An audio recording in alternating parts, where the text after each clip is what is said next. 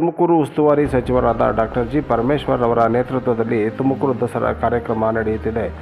ತುಮಕೂರು ಪಟ್ಟಣದಲ್ಲಿ ಅದ್ದೂರಿಯಾಗಿ ದಸರಾ ಆಚರಣೆ ನಡೆಯುತ್ತಿದೆ. ಚಾಮುಂಡೇಶ್ವರಿ ಪ್ರತಿಮೆ ಮಾಡಿ ಪ್ರತಿದಿನ ನವರಾತ್ರಿ ದಿನದ ಶಕ್ತಿ ಪೂಜೆ ನಡೆಯುತ್ತಿದೆ.